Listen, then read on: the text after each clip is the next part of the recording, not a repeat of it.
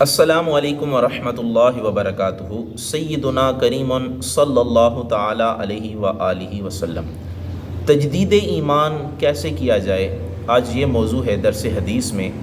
سب سے پہلے حدیث سماعت فرماتے ہیں ان ابی ہریرہ قال قال رسول اللہ صلی اللہ تعالی علیہ وآلہ وسلم۔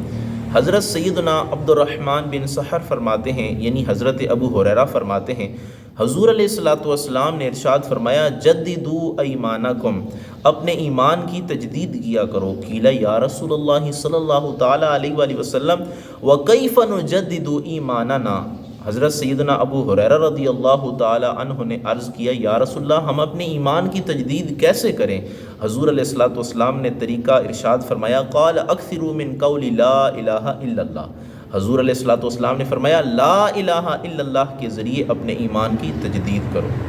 تو اس حدیث پاک سے پتہ چلتا ہے اگر کوئی بندہ تجدید ایمان کرنا چاہتا ہے تو اسے چاہیے کہ وہ کلمہ پڑھ لے، یا یوں کہہ لے اشہد اللہ الہ الا اللہ و اشہد ان محمدًا عبدہ و رسولہ۔ اگر وہ ایسا کہے گا یا لا الہ الا اللہ محمد الرسول اللہ یہ کہے گا تو اس نے تجدید ایمان کر لیا۔ اب تجدید ایمان کیوں ضروری ہے؟ تجدید ایمان اس لیے ضروری ہے کہ اگر جانے انجانے میں زبان سے کلمہ کفر نکل گیا تو بندہ دائرہ اسلام سے باہر نکل جاتا ہے۔ اب اگر اسی حالت میں اس کی موت آ گئی تو نعوذ باللہ من ذالک اس کی موت حالت ایمان میں نہیں حالت کفر میں آئے گی۔ تو اس وجہ تجدید ایمان کے ذریعے سے جو بندہ دائرہ اسلام سے باہر نکل چکا تھا، اب تجدید ایمان کے ذریعے سے وہ دوبارہ جو ہے وہ دائرہ اسلام میں داخل ہو جائے گا۔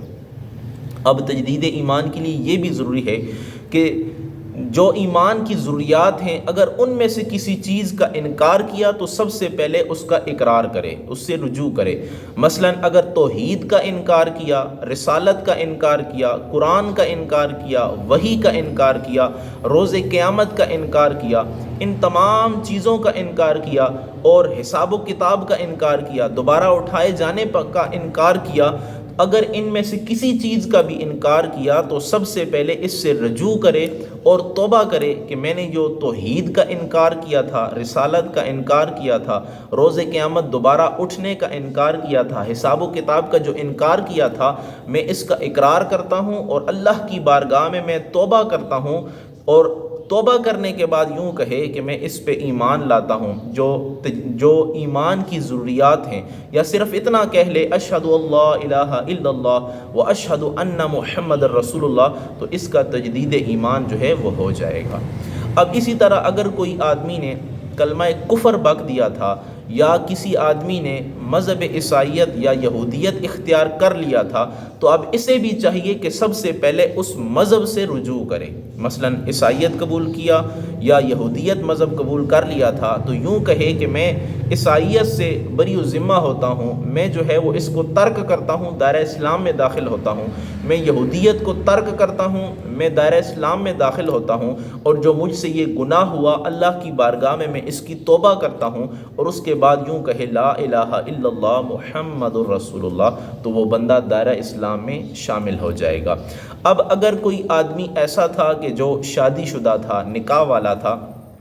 اب اگر اس کے منہ سے کلمہ کفر نکل گیا یا اس نے ضروریات ایمان میں سے کسی چیز کا انکار کر دیا تو صرف وہ دائرہ اسلام سے ہی باہر نہیں نکلا بلکہ دائرہ اسلام سے باہر نکلنے کے ساتھ ساتھ اس کا نکاح بھی ٹوٹ گیا تھا۔ تو اب ضروری ہے کہ جس طرح دوبارہ ایمان لائے، ایمان کی تجدید کرے، تو اسے چاہیے کہ نکاح کی بھی تجدید کرے، وگرنہ ان کا جو ریلیشن شپ ہوگا، میاں بیوی کے درمیان جو تعلق ہوگا وہ حلال نہیں ہوگا۔ تو اس کے لیے ضروری ہے، اب تجدید نکاح کے لیے ضروری ہے کہ نئے حق مہر کے ساتھ دو بندوں کی موجودگی میں، دو گواہوں کی موجودگی میں ایجاب و قبول کریں گے تو ان کا تجدید نکاح بھی ہو جائے گا اور کلمہ پڑھنے کے ذریعے تجدید ایمان بھی ہو جائے گا۔ طریقہ کار یوں ہوگا کہ سب سے پہلے آپ کلمہ پڑھ لیں، جب کلمہ پڑھیں گے تجدید ایمان ہو جائے گا، پھر اپنی بیوی کے سامنے یوں کہیں کہ میں آپ سے اتنے حق مہر کے ساتھ